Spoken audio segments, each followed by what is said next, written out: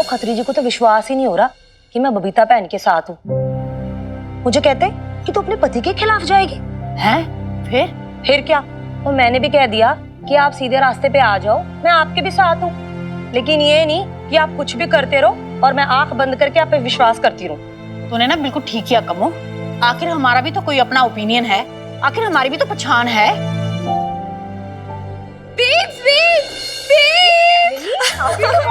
Good news! अरे क्या हुआ? तुझे पता है जो हमने पब्लिसिटी की थी ना डिजिटल मीडिया पर, हाँ, वो शायद काम आ रही है। पता है कितनी क्वेरीज आई हैं? और पता है नेक्स्ट वीक के लिए हमें तीन ऑर्डर्स मिले हैं। एक शादी के लिए है, एक कोई कॉर्पोरेट ऑर्डर है एंड एक कोई ऐसी फंक्शन है। अच्छा सच्ची मिनी, मुझे भी दिखा ना। ये देख। वाह मिनी। माता रानी बस ऐसे चमत्कार पे चमत्कार करते रहो और हमें ऑर्डर्स पे ऑर्डर्स मिलते रहे। अरे मिलते रहेंगे, क्यों नहीं मिलेंगे, बिल्कुल मिलेंगे यार। मैं और मेरे फ्रेंड्स पता है कितनी मेहनत कर रही सारे social media publicity and marketing के लिए। मैं, Mickey, Preet, Bobby and even Ranu aunty, you know. और ये जो शादी वाला ऑर्डर मिला है ना हमें, ये वही ऑर्डर है जो पहले खत्री चीट करके अपने नाम करने वाला था। जैसे उन्हें पता चला कि हम ओरिजिनल पटियाला बेब्स हैं, बस लाइन पे आ गए, उसका ऑर्डर कैंसिल कर दिया और हमें ऑर्डर दे दिया। देख लेना नहीं भी, उस खत्री को तो मैं किसी हालत में जीतने नहीं दूंगी। कितना चीटिंग करता है यार वो, उसे दिखा दूंगी उस खत्री को। सॉरी कमो आंटी, मेरा मतलब था खत्री अंकल, आपको बुरा लगा ना? नहीं मिन्नी, इज्जत अपनी उम्र से नहीं अपने कर्मों से होती है। शायद ये बात खत्री जी को कभी समझ में आ जाए और वो सीधे रास्ते पे आ जाए। होगा कम्मो बहन, ऐसा जरूर होगा। माता रानी की कृपा रही ना तो एक दिन जरूर वो इस बात को समझेंगे। पर तब तक हमें किसी भी सूरत में खत्री जी से इस कंपटीशन को जीतना ही होगा। मिनी, कोई भी ऑफर, कोई भी क्लाइंट हमारे हाथ से छूटना नहीं चाहिए। तो बस हम सब तैयारियां शुरू करते हैं। इस बार हमें केटरिंग की इतनी अच्छी तैयारी करना है, तीनों ऑर्डर्स को इतने अच्छे से सर्व करना है कि पूरे पटियाला में पटियाला बेब्स की धूम मच जाए।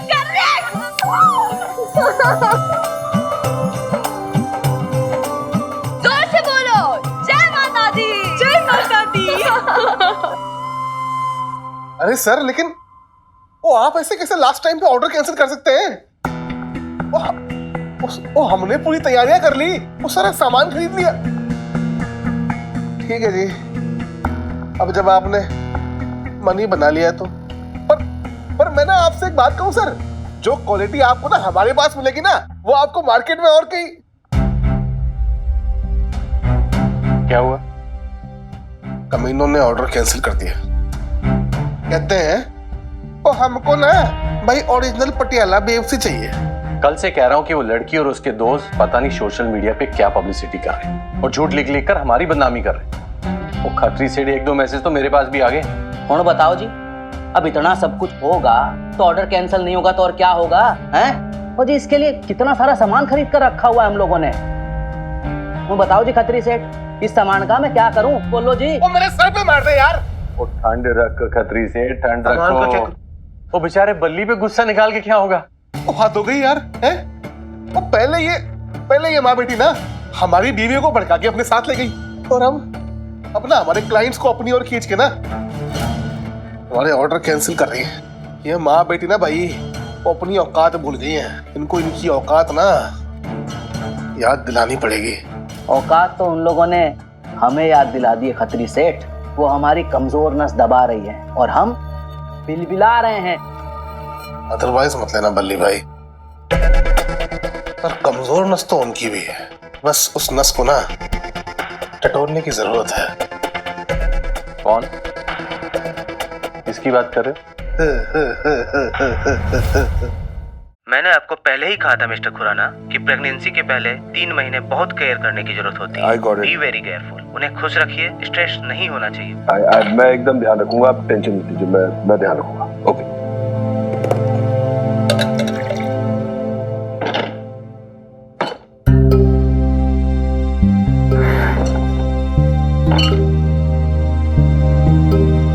क्या करूं यार, कैसे संभालूं सब कुछ?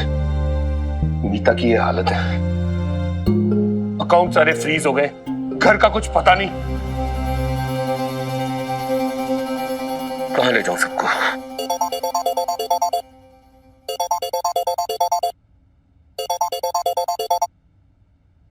हेलो, अदरवाइज मत लेना जी। सुना है आप बर्बाद हो गए। कौन बोल रहा है? तो ये तो कमाल हो गया। वो आप तो हमें भूल ही गए। वो आपका खरीदा हुआ गुलाम बोल रहा हूँ, खत्री, आपकी एक्स वाइफ का पड़ोसी। याद आया माता की दया से? तूने मुझे फोन क्यों किया खत्री? लो जी, तो आप तो नाराज हो गए। तो आपके हालचाल जानने को मार्केट में जी ऐसी उड़ती उड़ती सी खबर सुनी थी, आपकी टैक्सी सर्विस बंद हो गई, आपके अकाउंट सारे सीज हो गए हैं। मैंने सोचा कंफर्म कर लूं एक बार। है सच है क्या? ओहो हो, आपकी ना खामोशी बता रही है जी। आप तो लुट गए जी, कंगाल हो गए आप। हाँ जी, बड़ा दुख हुआ जी। अब भाई मेरी तो ना जी फुल सिंपैथी है जी आपके साथ में, पर बबीता जी है ना, उन्होंने गलती किया जी आपके साथ। वो बताओ, आपका मजाक बना रही थी। बबीता?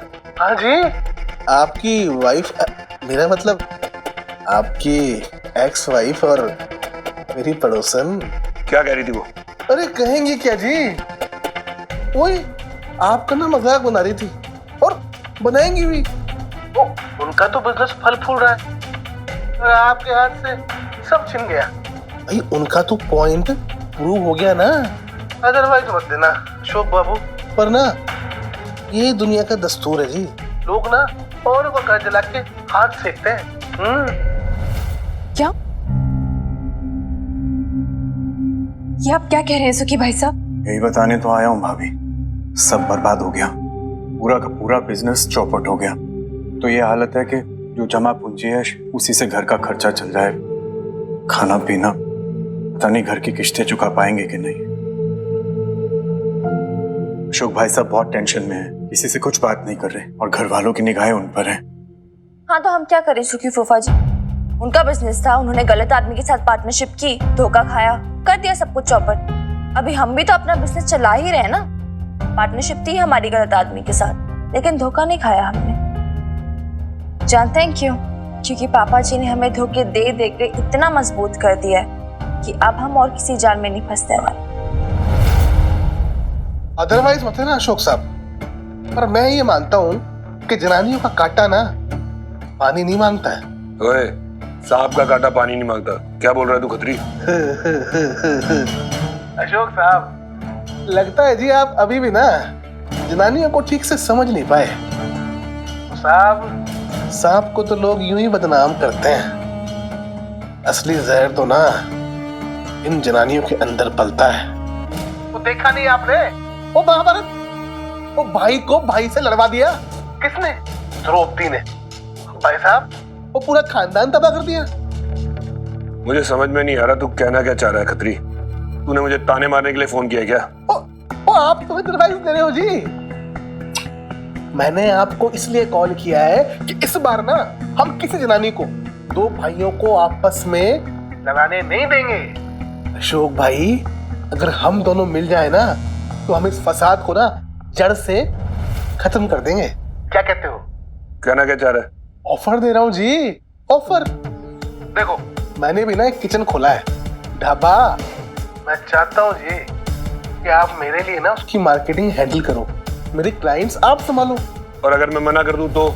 मैं दाम चुकाने को तैयार हूँ जी। आप प्राइस बोलो, है 50,000, 70,000, 80,000।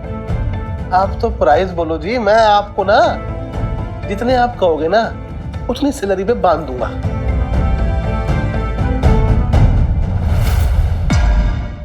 क्या सोच में डूब गए अशोक भाई?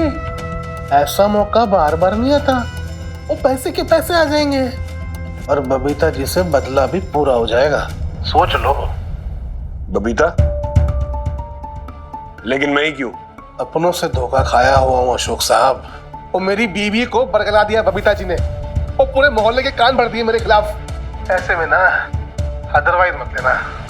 आपके अलावा ना मैं किसी और पे भरोसा नहीं कर सकता। मैं जानता हूँ जी, जितनी शिद्दत से आप लड़ोगे ना बबीता जी से, उतना कोई और लड़ नहीं पाएगा। मैं जानता हूँ आप मेरा बिजनेस खड़ा कर सकते हो, और जब कंपटीशन तगड़ा होगा तभी तो मजा आएगा जी, हार और जीत का। हैं? देखिए सुखी जी, अशोक और मेरे बीच कोई कंपटीशन नहीं है। सच कहूं तो मुझे इतना फर्क भी नहीं पड़ता है। अगर वो बिजनेस में बर्बाद हुए तो ये खबर सुन के तो मुझे कोई खुशी हो रही है ना कोई दुख। मिनी कहती है ना, I don't care any more, और मुझे लगता है कि आपको भी इतना फर्क नहीं पड़ना चाहिए। वैसे भी उन्होंने आज तक आपके लिए किया ही क्या है? कभी भी आपको बराबरी का हक नहीं दिया उन्होंने। इतने सालों से आपने लवली के लिए इतना कुछ किया, इतने सेक्रीफाइसेस किए, लेकिन उसके बदले में जो रिस्पेक्ट आपको मिलनी चाहिए, जो सम्मान आपको मिलना चाहिए, वो नहीं मिला है। नहीं भाभी, मैं अशोक भाई साहब को लेकर परेशान नहीं हूँ। उन्हें तो उनकी करनी का फल मिल रहा है। परेशान हूँ पापा जी और बीजी को लेकर। उन्होंने हमेशा मुझे अपना बेटा समझा है। कभी मुझे ये महसूस नहीं होने दिया कि मैं लवली जी के मायके में रह रहा हूँ। अभी इन सब का भुगतान उन दोनों को करना पड़ेगा। क्यों? उनको क्यों? अशोक भाई साहब ने बिजनेस के लिए अपने घर को गिरवी रख दिया। अगर वो इंटरेस्ट की किस्तें टाइम पर नहीं दे पाए तो घर की नीलामी करनी होगी। ऐसे में पापा जी और बीजी कहाँ जाएंगे? इसीलिए मैं यहाँ आया हूँ। एक सेकंड सुखी फुआ जी, यार मुझे ना अभी तक क्लियर नहीं हुआ आप एक्चुअली क्या चाहते हो हमसे। मैं मदद मांगने आया हूँ भाभी। मैं लवली को लेकर तो कहीं भी रह लूंगा, लेकिन भाभी पापा जी और बीजी का क्या होगा? मैं चाहता हूँ कि वो आपके साथ यहाँ इस घर में रह ले। नहीं, बिल्कुल नहीं। और क्यों रखूं उन्हें मैं अपने पास? किस हक से रहेंगे वो मेरे पास? आप ही सोचिए कितनी तकलीफ होगी उन्हें कि जिस बहू को वो अपना हक नहीं दिला पाए, आज वो इतने मजबूर हो गए कि उसी बहू के घर पे रहना पड़ रहा है, उसके रहमो करम पे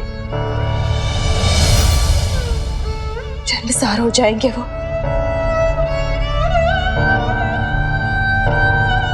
कम से कम इस उम्र में इतनी सेल्फ रिस्पेक्ट तो उनकी रहने दीजिए सुखी भाई साहब। सह नहीं पाएंगे वो, वरना वो मिनी और मुझसे हर समय नजरें चुराते रहेंगे। आप समझ रहे हैं ना? भाभी वो रहेंगे कहाँ? आपके साथ रहेंगे सुखी भाई साहब।